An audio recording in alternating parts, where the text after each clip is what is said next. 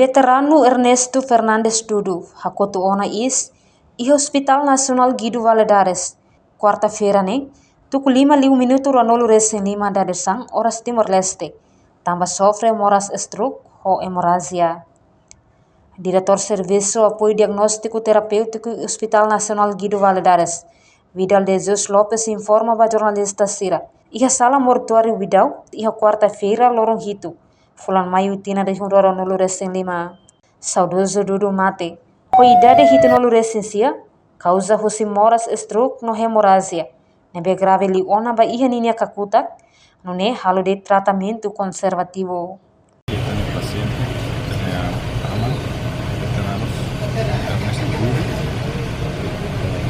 Vai sair desde abril, diagnostic stroke hemorrhagia. Linguagem non medicina é dará nota. Hemorragia ini kan secundários e hipertensão arterial. Ini vai ser durante semana toda serência. Também risco da hemorragia e a aumenta. E a pressão alta.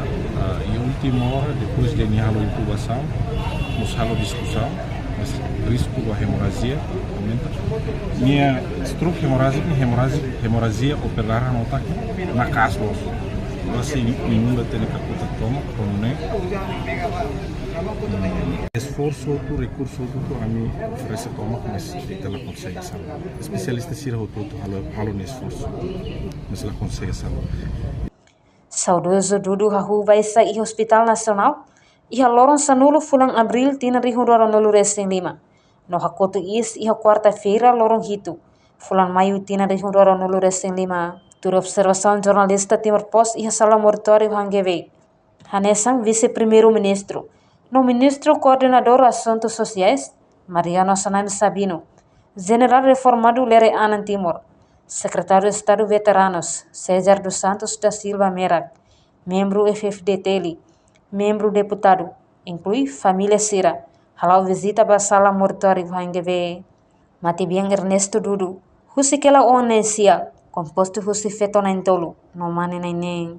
Tura zenda nebe iha. Mate isen Dudu lori basede partido PD, hodi fomenagem icus ba saudoso.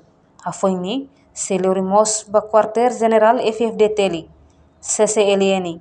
Depois continua lori mate isin ba niniak noa, município Ermera.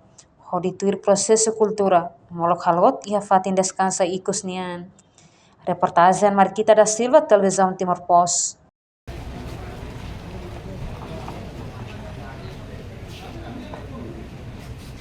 Janela informação ba emohoto. Atua tem informação atual dia clio. Kita haluha. Hane yang botão subscribe, like. Halo comentário no fahe tutang ba media sosial hoto.